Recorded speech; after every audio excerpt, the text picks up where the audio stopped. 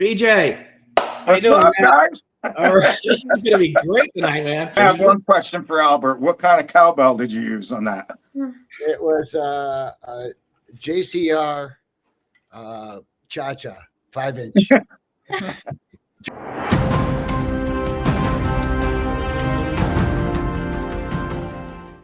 All right, so we're here with two of the best drummers from two of the best bands ever, man. I'm here with BJ, who is a good friend of a friend of mine growing up, and of course Albert from Oyster. We got Rachel up top and Susie on the bottom. What's going on there? Yeah, what show we having here tonight? All right, so okay, well I'll go first. Okay. So, bachelor number one. Just kidding. What is the most disastrous thing that either one of you has encountered while you're on? Yes, will you let me talk? Thank you. So on stage or on tour, or who's won?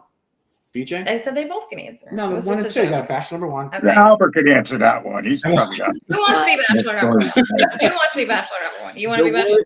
Albert. Albert, you be bachelor number one. You can be bachelor. Okay. Well, yeah, I got hit with a bottle in Boston Gardens. Oh, did you? Wow. Yeah, I got cut. It was like, what the? Yeah, right. Someone just threw it up on that's stage. A hell of a hell of a throw too, because they got to go over the cymbals and everything, right? So, oh man, it was yeah. Well, it was. I think we were playing with ZZ Top or something, and they wanted us off the stage. I don't know why. It was just a weird situation because it was after Reaper. I like ZZ Top too, but I like 3,000 guitars and Godzilla too. So that's kind of rude, unnecessary. Were you okay? I mean, did it knock you out? Yeah, no. I was like pissed off. Hey, I'm not not up here to just dodge your like a. Throw a bottle. Something out of a throw your panties. Don't throw a bottle. Panties are good, right? Talking. Can I see some hands with it? Yeah. All right. So I'm a lover, not a fighter. Right. So back to he's got the same question. Okay. Right? So now you know the question. So let's hear it. My turn. Yeah. Let's see. One time we went to Brazil. This wasn't with Dokken. It was with another band I was with. Okay. And they started throwing rocks at us, as an outdoor venue. And we just thought that they absolutely hated us. And that actually wasn't the case. It was a show of affection that they were throwing rocks at us. But let me tell you, that was painful. I could sympathize with Albert. It wasn't a bottle, but it was a rock, a stone. They were throwing, like gravel at us. It's crazy. I've been stoned at a show before, but nothing like that. So yeah. That's a new cultural thing. Yeah. So how did you find out that was like a nice show of love? Yeah, a show of love. Well, we left the stage. Yeah, we left the stage, and the promoter's like, no, don't leave. And people started going crazy when we left. And they explained to us that that's a show of affection. I have to admit, I didn't believe it. I'm like, I don't know about that. Yeah. But we went back on, they stopped throwing rocks, and the rest of the night was fine. But I mean, I'm not talking like one or two. I mean, we were bombarded with rock. It was like crazy. Yeah. Wow. That's horrible, man. Well, I mean, if it was a lot of them and everybody was doing it, then it probably was a cultural thing. I mean, for sure. I mean, it wasn't like one or two. It was like the whole place was throwing, and they weren't whipping them. It's like, let's go to a stone. It was odd. It was strange. That was in Brazil. Okay, note to self: if I ever become a famous musician, do not tour in Brazil. No. Yeah, don't go there. Green door, stay clear of that. Right. The women in the rocks. Rachel, crazy. You're up. Yes, I'm up. So I'll ask bachelor number one. When did you get your first drum set? Wow. Full set. Yeah. Well, I guess age before beauty. So I got my first drum set in 1959. Wow. How old were you then? God bless you, man. 12. 12 years old. Wow. Yeah, I bought it with my own money. Well, Oh, bought it on layaway, you know, or no, I bought it on time. I don't know. I had to have a drum set because we had, you know, we started getting gigs. We were playing for the Boy Scout dance. So Nice. and the first 2 times that we played for the Boy Scout dance, I borrowed somebody else's drum kit, and I borrowed some cymbals from the public school. okay. So you played in Wow. school? Did you play like in a school band too? Yeah, I played in whatever I could play in, you know. I mean, Isn't that crazy? What if you went back to that school now? I mean, you know, Oh. you're like Blue Oyster Cult theoretically played here, right? yeah. Oh no, you know, I have something here. Oh yeah. I have a plaque up on the wall from my school. Well, it's not, my school is no longer there. The elementary school where I was going when I started, that got torn down and never rebuilt because it was a Catholic school, and you know the diocese was sick of losing money on the school, and then the nuns didn't want to come from Quebec anymore. You know, it's too far away. I don't know why they got rid of it, but they But you still have the letter. tore down, and they expanded the church. And then my high school, they gave me, what's it say? Thousand Islands Performing Arts Music Hall of Fame. Yeah. Nice. So the Hall of Fame, it's a big, now the high school is like all the, you know, it's a lot of little towns, you know, it's all farming area. So up there in the Thousand Islands, New York. And so, Is that where you're from? Obviously, right? yeah. I mean, I moved around.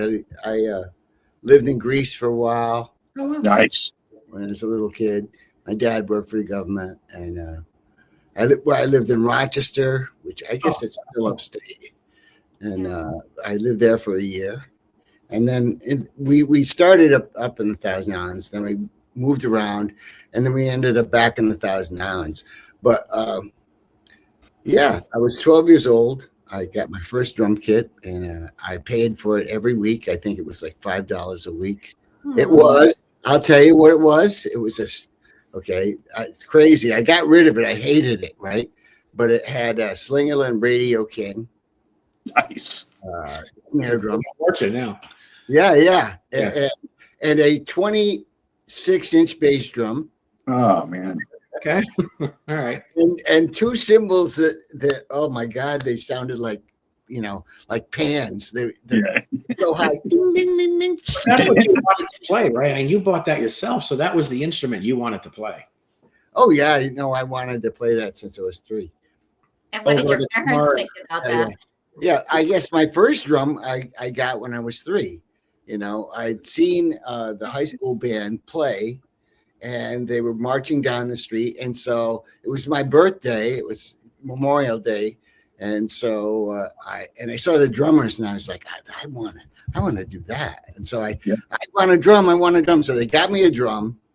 And about 2 weeks or a week later, it was about 5:30 in the morning, and my mother, It's a good memory. heard the drum like really quiet, you know. And we lived there with my grandmother at that point, and you know, her mother-in-law. So she didn't want me to wake up, you know, the mother-in-law, because then she was going to hear it from, you know, I don't know. I guess they got along, but you know how it is. Yeah. It's noisy too. Yeah. So anyway, with the drum, yeah. Well, it was quiet though, so she thought, oh, he's, you know, that little stinker. She goes in the room. Something to do. There's and my diaper, my wet diaper is on the floor, and I'm not there. I'm out in the street, marching down the street. You're walking. The naked drummer. Now that's funny, right? 3 years old with a wet diaper marching down the street, playing your drum set. That's hilarious. So, you know, one thing I would say, most people when they grow up, right? Is it me?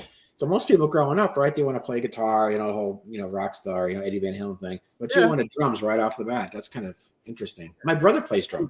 I wanted to play guitar too. I actually, by the time I got that drum set, I'd been taking piano lessons for about 4 years. So, My mother was like, "You can't play any instrument unless you play the piano first." Real quick. It must have been a thing back then because that is like so similar to how I started. Honestly, it was the same kind of thing, with the mother, with the piano, the marching band. My sister joined the drum corps, so it's like the same exact, almost the same story, but different, obviously, but the same. And then Jimmy, not to get off track, but Jimmy started, I guess he played piano too, or his mother did, right? They grew up with a piano. Mothers love to make their children play piano. Maybe, yeah, I think so. I have I think that was a thing, like in the 50s and 60s, you have to take piano lessons. Yeah, if you don't take piano lessons, you can't have your cake. I had to play piano before I could play the drums. That was, yeah. Your pudding if you don't. Yeah. So when did you then get your first full blown friggin' drum set and go, this is what I'm gonna do? What year was that? How old were you then? For me? Yeah. Oh, I was probably about 10 because but I already wanted to play the drums. You see, I was big. We grew up in a raised ranch, and the basement had paneling. So, paneling's hollow. So when you hit it, it makes, goosh, it makes a lot of noise. So I found that and I would start banging on the paneling. The paneling, the tables, everything. So my father, it was probably around 10. He went out and bought me a drum set to save the house because I was destroying the house. This is a great question. Who asked this? Was it Rachel, right? Yeah. Yeah. So I got the drum set, and then that was it, and I just kind of went going. You were trashing the house. I was trashing the house. Absolutely. The drummer from Dokken was trashing the house. Who would have trashing the house? There was little pock marks on the tables everywhere. My father would lose it. Yeah, I can see that. I grew up in an Italian household with the plastic on the couch. That kind of thing. You know what I mean? So, potholes in the coffee table was a no. Yeah. You weren't like an angry kid, right? You were it was just something to No, I was the kid that would have been on Ritalin today. I wasn't angry. I was really happy, but I was really sad. Let's get him a drum set. Let's get him something to hit. That's not energy. Right. We need the house. Yeah, I got it. My mother used to put me in a kennel. Yes. Come on. Are you serious? No, you're serious. Like, you did, right? She contained? put you in a kennel? Oh, wow. Kennel. I thought you said kettle.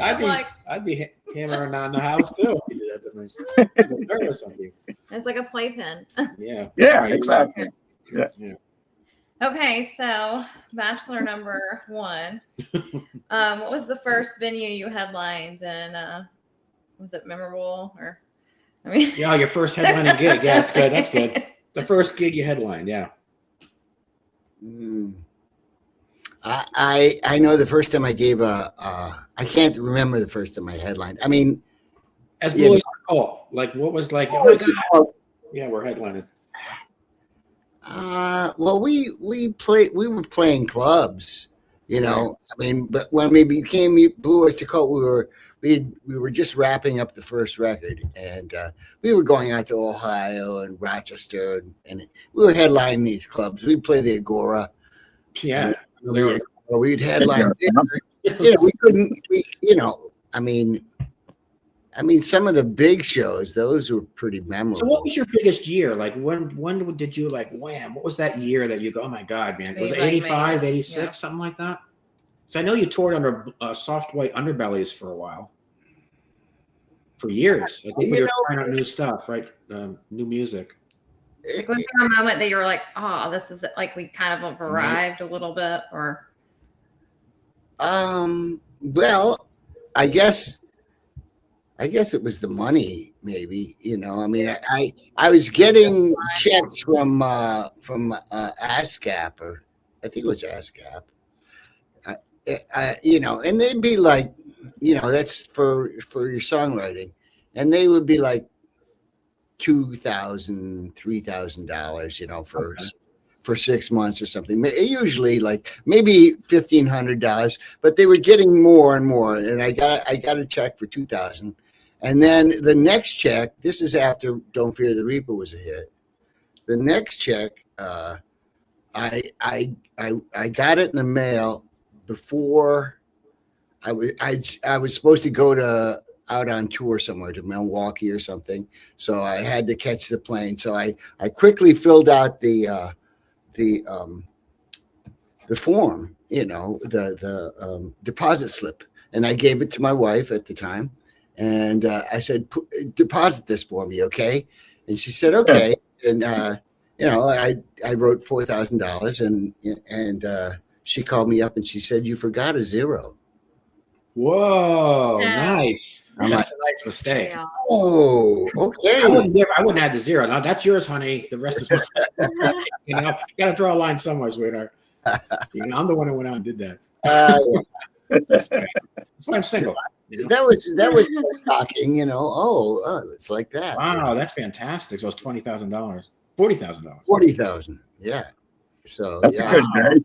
Yeah. It was a good payday. Yeah. Especially then, you had to put it into perspective.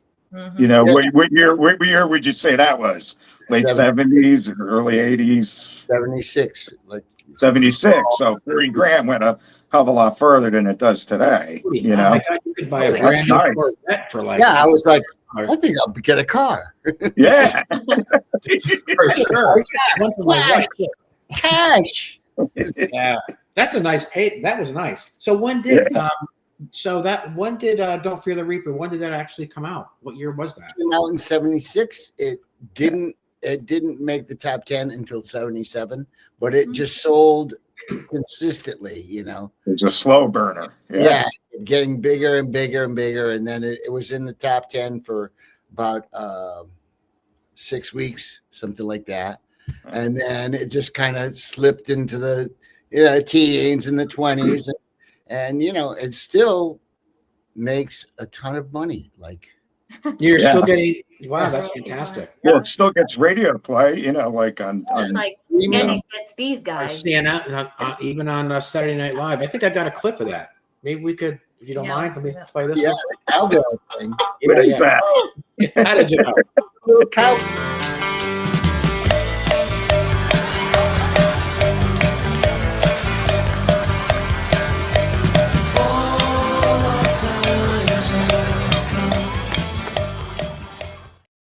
This is like one of the best shows yet. All right, That's so, awesome. yeah. So exciting on Saturday And that Night wasn't that Live. long ago, I don't think. What was that like? Yeah, 10 years ago they did that. Saturday Night And I Live. have a clip about Yeah, 24 years ago. What was it? I'm sorry. 24. 24 years ago. 2000. I feel like that would be a really cool moment. Like to be on Somebody stop the Live. clock, please. My God. I know. Saturday Night Live. Like that's 2000. Yeah, that clip is watching that too. I've arrived. that Yeah, is one of the I best. remember watching Steve Martin and everybody else on that show. I'm like, my God, Now I look at them, they're old, and I'm like, I'm old too. Yeah, I know. I believe that it's 50 years old this month. That's wow. Yeah, it is. And you're still getting paid on it. That's smart. Incredible. I don't have to work a day in my life, Good for you. Yeah. but I do anyway. What am I doing wrong? What am I I don't doing know. wrong? I can't stop playing. I can't. No, of course not. Making Nope. records or It's in your blood. yeah. Yeah. So, Albert, I found this, and it's only 2 minutes, but it's really interesting. I want to talk about it afterwards, if you don't mind. Where'd the cowbell come in? Yeah. Oh, that was ironically, it was similar to what happened in the skit. Okay, we had put a whole bunch of overdubs on the song, and one of them was Randy Brecker put a flugelhorn part on it, or a trumpet or something in the middle part, that part. So and we didn't like it. Nobody in the group liked it, and so I said, erase that track. So I said, hey, I want to do a triangle in that part. That's what I want. I hear a triangle in my head. And they're like, and the one of the producers, there was three. There was Sandy Perlman, Murray Krugman, and David Lucas. David Lucas was a jingle producer, and he produced a lot of AT&T, reach out and touch someone, or it's the Pepsi generation. I don't know if you're too young, but anyway, these were big ads back, and he was a madman. So he said, okay, you can put the triangle on it, but try a cowbell. I just want to hear a cowbell. And I said, why? You think that is the tempo not steady enough? And he goes, no, don't. The tempo is fine. I just want to hear that sound. I said, okay. So I play it, and I'm like, nah, it's not working. And he's like, oh, well, put some tape around it. So I put some tape around it, and he's like, yeah, that's it. I said, I don't know. Let me try a beater. So I used like a timpani mallet. And everybody's like, yes, that's it. So it's funny that, that Will Ferrell, because he wrote the skit, and it's funny that he even noticed it because it was mixed very low. You don't even really notice it in the track, He said everything in that track, you got, and then you got, the bass part is do do do do do do do do do do do do, and the drums are like do do da do do da. Oh, it was all eighth notes. He said I wanted to hear a quarter note pulse. I got you now. I got you. Yeah. And I'm like, oh wow. So that's an interesting piece. You've got a question. He's got. Okay, I was going to ask you, Bachelor number 2. We're going to ask you the same question. And you didn't get any rocks thrown at you? Or? Yeah, I'm like that was no rocks. No rocks thrown at me. But I had like all kinds of people standing in the wings. Jody Kramer from Aerosmith. All these people were at this show, just like hanging out, watching, because it's kind of like an event. Did they come back to the tour bus or anything and hang out with you guys, or have some lasagna? Yeah, absolutely. Yeah. So the Dokken guys were like, "There's stuff on the bus. You're in," and off we went. That's been that, But I can't. I can remember my first gig with House of Lords with Jimmy. And we didn't have a keyboard player, and we played this big, huge festival in Lorca, Spain. And there was like a lot of keyboards. So we had what they call backing tracks with keyboards on it. And, we weren't prepared for any of this stuff. We're kind of new to this whole using tracks and that kind of thing. So we show up, and I have I just have like some headphones, and I'm leaving it up to the monitor guy. So anyways, we get up. There's like 25,000 people in this bull ring, is what it was, and the whole drum set decides just gonna fall apart on me, like literally just cave in. So I'm like trying to catch cymbal. Meanwhile, I got these headphones on. Yeah, it was quite a disaster. But So was that one of those? That was when you leased it. You rented it for the day, and they didn't fasten it down. Yeah, absolutely. Yeah, it was like backline drums and amps and stuff. There's like 20 bands on this thing. It's like a big. Wow, it's like a little. You had like White Snake and Twisted Sister and you name it. Well, all these bands are on this thing in a big giant bull ring in the middle of Spain, and yeah.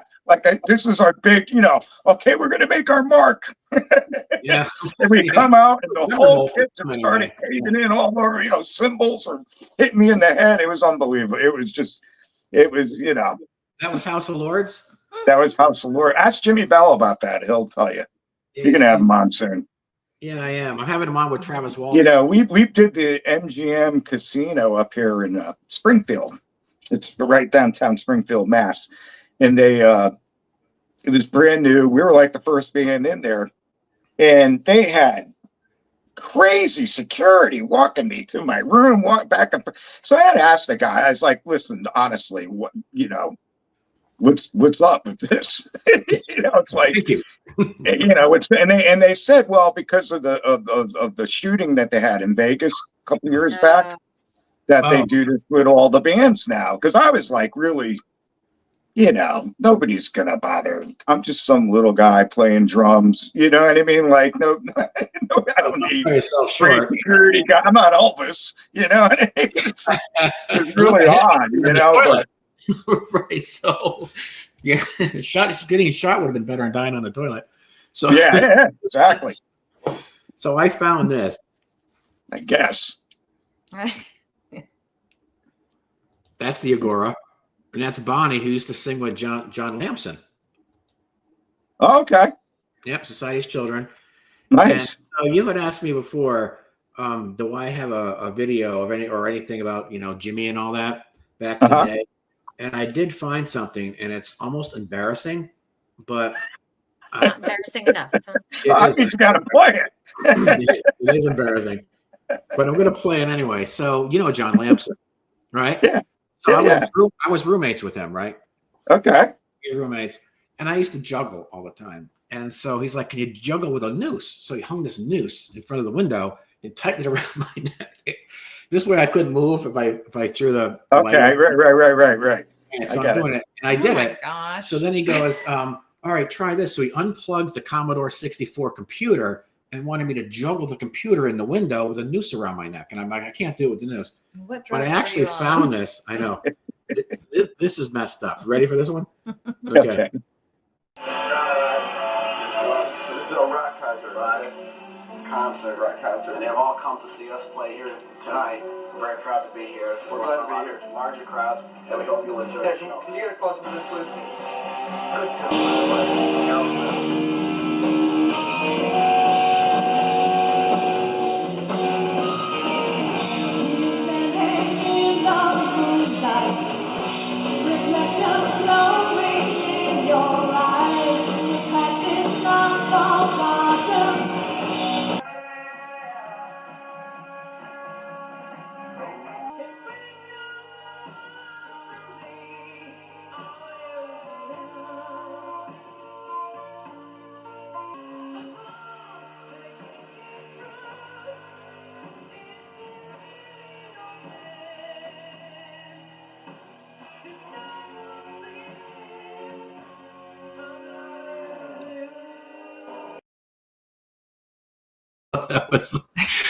So anyway, I found that, and I thought, do I show it? And I asked them earlier, like, I don't think so. But anyway, You showed it. yeah. And then I found Can you juggle cats? That's what I want to know. juggle cats. No, they bite. They go. Meow. Can you imagine? That'd be great. My neighbors would be like, hey, that corner. So I did find this, and this is badass.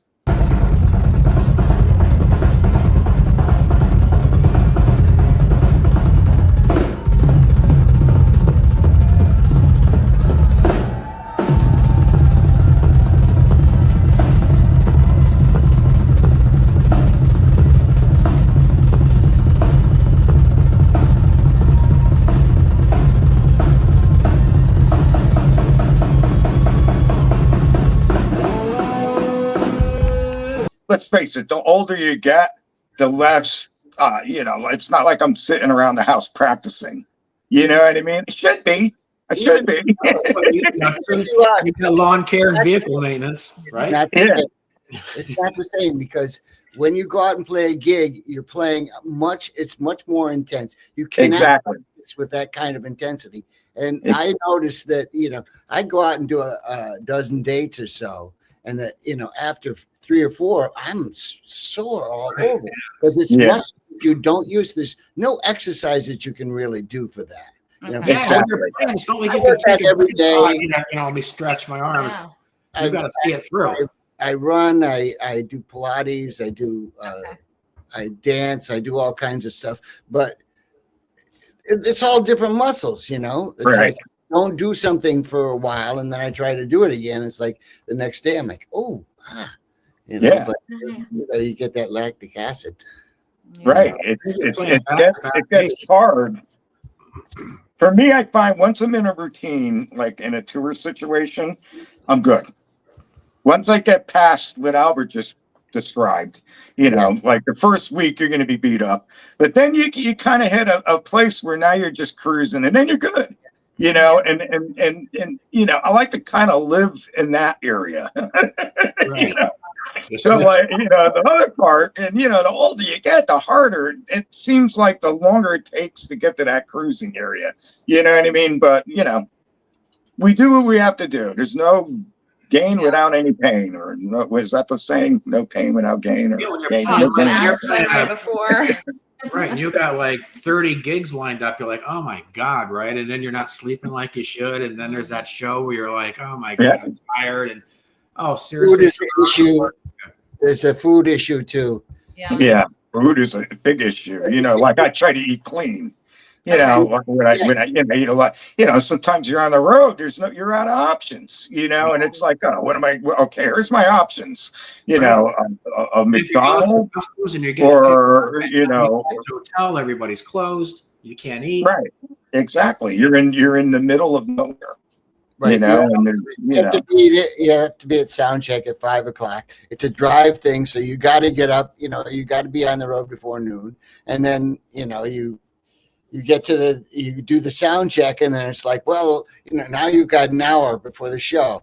Oh, but sometimes like they'll have a crew meal. It depends on who's putting the tour together. But the last couple of tours that I've done, there's nothing. You get there, and so now you're supposed to eat after the show when everything is closed. Yeah, they give you a $20 buyout. Here you go. Here's your $25. Go get a pizza. Well, it's 3 o'clock in the morning. Buyout, and it's like, well, what the? Yeah. Like you need a tour mall. Yeah, that's what you need. Yeah. So, you normally got a sheet. When I was at the Agora, we would give a sheet to everybody. This is where you can get this. This is where you get strings. Yeah. And then it's like, guy says, are you renting the house lights? You're bringing in your own lights. And then it's like, hey, there's going to be lasagna. There's going to be food here. You got to go at such a time. Like a crap. I'll give you a knock. What cell phone number do I have for contact? And boom, that's it. And everything goes smoothly. Exactly. Anything that you take with you that you feel like you really need that helps you get a little bots. Where are you going with this? Okay. Then when you left Oyster Cult, did you play with somebody else and tour with someone else, or was that just kind of? Immediately afterwards, I played with a bunch of bands. Like I played with the Mamas and the Papas. I played with the oldies acts. I mean, they were acts that were before my time. People that I listened to. Mamas and the Papas in like '86 in Glastonbury, Connecticut. Yeah, that could have been one of the gigs I was on. It could have been. Huh? I played with Peter Noon, when he wasn't with Herman's Hermits. I played with what was it? One Billy J. Kramer. Remember him? Little Children, or Lou Christie. He was a riot. Yeah. Lightning striking again. Nervous and shy, and was he? Yeah. Oh my God, he was driving that guy crazy. Lou Christie. Oh so you play with the Moms and the Papas. That's kind of neat. I mean, that's kind of a Right? It was fun. I was the musical director for Spencer Davis for a couple of years. Wow. So that was fun. Of all those gigs, Spencer was the most fun because he just let you do whatever you wanted to do. It was like a jam thing, and like those other gigs were always a little high pressure. There was charts. You had to be reading, and it was like, high pressure. You had to play it exactly like Yes. Yeah, you couldn't rock out the way you wanted to. Yeah, that's the other thing, right? So when you play your own music, right? You know it really well, so you know the beats. You kind of wrote it. But when you're playing someone else's music, right? You kind of improvise a little bit. I would think you'd have to, right? Well, it depends. I mean, for me, I like the act of creation is the best thing about the whole thing. And when it gets too tight like that, it's like I don't like it. It's just like. Trust me. If you trust me that I'm going to do good for you and I'm going to make you look good, then Exactly. So you're the pro. You're the one that brings. Yeah, you're creative. Don't tell me what to do.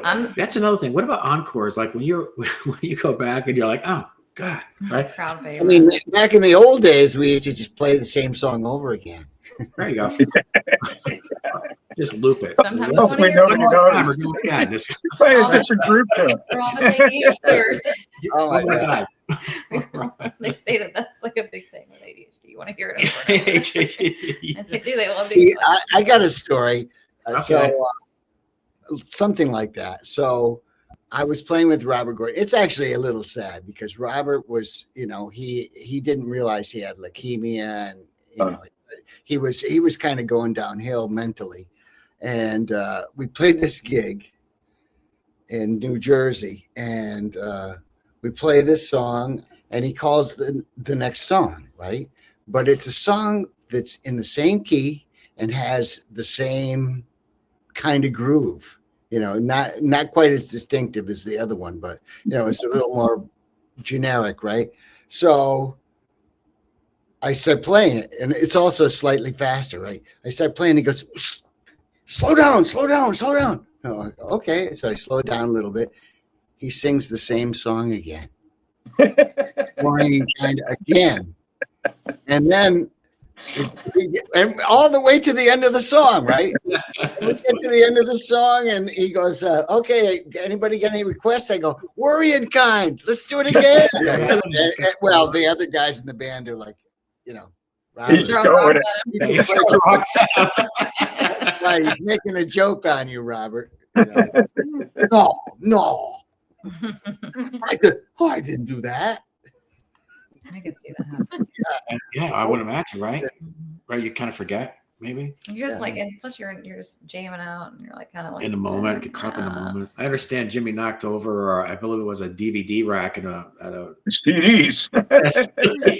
or something, right? We And ran, Ozzy took his cherry tomatoes out of his salad bowl or something. yeah, and we were going to Germany. And, finally we get to our hotel room, and, I didn't even look, and it was the middle of summer. And if you've ever been to like Europe in the summertime, not every place has air conditioning, so it gets really, really super hot. And we were playing this festival. And so, again, it's one of those things where there's like 10 bands, everybody's staying at this one hotel. It's almost like a convention. Okay. So I get to my room, after flying all night, I'm dead tired. We have a day off before we actually play. And so I opened up they were like these big French doors, and it's pitch black outside. So I don't know what's going on. So now the doors are wide open in my hotel room. There's no screens or anything. And so, I sleep probably almost through the day. And now it's time to wake up, and, I hear all this commotion, but I'm not really thinking about it. So I go in, I take a shower, I get out of the shower. I don't have a towel or anything. I'm walking around the hotel bare ass naked. So I go over to the room to those French doors, which were let out to a balcony, which was right in the front of the hotel. So I go over there, and there I am in my birthday suit, and there's like probably 1,000 people down in front of this building. And I'm just like, oh my, and everybody's pointing. I was just like, oh my God, if I shut the doors really quick, I have like thousands of stories like that. So you walked out bare ass naked in Germany. Yeah, bare ass naked in Germany in front of 1,000 people by accident. Wow, I don't know, Albert. That's pretty good. You Yeah. You ever walk around naked in Germany? Now, if you had a drum in front of you, it would have been okay. March and snare. It's sharp, right? Sharp. Is your hair getting caught in that, or No, not that yeah. All right, go ahead. I'm so sorry. I just went in a totally different direction. you digress. Don't mind me. I had a question about for each of you. Who is your favorite sort of drummer that you idolized growing up? Oh boy. Yeah. Well, let's see if we have the same one, because I know. I always like Neil Peart. Several of my drumming friends, we all have the same person that we idolized when we were younger, and that is Gene Krupa. Yep. Gene Cooper, Buddy Rich. Yeah. So what about like the double bass, like the rock? A lot of the big Sonar sets and everything with the double bass drums, and they got the racks and all that. I remember seeing Cream and Cafe Go-Go in New York City in 1967. Oh, no kidding. And Ginger Baker had the double bass drums, and he was doing that. And then, of course, everybody started doing it. Carmen. We played with Vanilla Fudge. Well, they kind of put the drum set on center stage now, because it seemed like in the old bands it was kind of like in the back, and poor guy's back there playing his heart out, and he didn't really. Got a tom-tom that's this big, like a They got nice risers, and you got and you guys are like, aside from what I'm saying, but you didn't get lost anymore. You were like, wham, you were there, and it was powerful, and everything was mic'd, and you're like running it through the PA. I was just fucking awesome. I'm sorry. Yeah. I saw Hendrix like 4 or 5 times. Oh wow. Yeah. You could never hear the drums.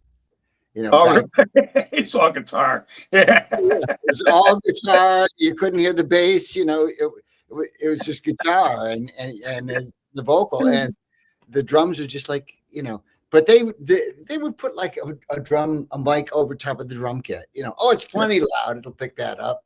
Yeah. I don't know anybody that didn't go through a Neil phase. You know what I mean? Like every drummer that is about my age, not everyone, but the majority of us, absolutely. I mean, Neil Peart, he was the guy, I think it was great at the time, but maybe not so much anymore. No, I think he was great at being him. And being that band was so unique. And, I don't think you'll see that quite like that again. You don't see a lot of anything like there's a lot of amazing players that have that skill set, but to be in a band that could kind of break commercially, that plays like that, that's those guys had a very unique situation, and Neil was a unique drummer. It was a heyday of prog rock, right? But like you could say the same for Carl Palmer, and that's like a whole thing. I just think the Rush band got they stepped in gold somehow. You know what I mean? And they were able to. I played with they played with us, I should say. They opened the show for us before Neil Peart was in the band. They had this other guy playing, and to me, my impression of them, they were very nice guys, but they seemed like a Led Zeppelin wannabe band. They were ordinary. And as soon as he joined the band, the songs were different. He radically changed the band. It was a different band. Yeah. He wrote all the lyrics. He really arranged the songs for them. I believe that was his power more than him being an amazing drummer. He was an amazing arranger. Right. And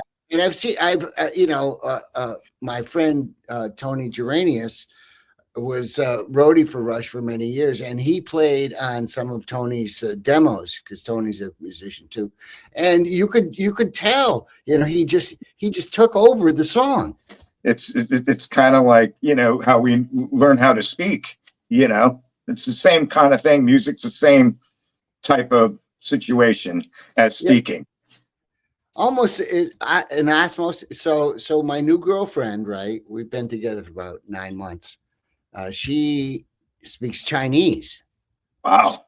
So I speak English to her, and she speaks Chinese to me, and we're starting to I'm doing Duolingo and that, but it's almost like osmosis. All of a sudden, you understand each other. Mm-hmm. Exactly. Music. Yeah. And you think about how, as a species, this is how we've developed to where we are right now, where we have to communicate, and we just do. Mm-hmm. Yeah, that kind of my wife was from Honduras, and I met her in Miami. Yeah. And at the Doral Country Club. And Yeah, so she spoke English around me, but when her friends were around, it was always Spanish. Then you hear your name, right? It's like, oh, then whatever, right there, Tom. I'm like, whoa, they're talking about me. I had no idea what they were saying, and then you see them looking at you like, what did I do? You tell from their body language. You kinda whether judge it was It was bad. good or bad, yeah.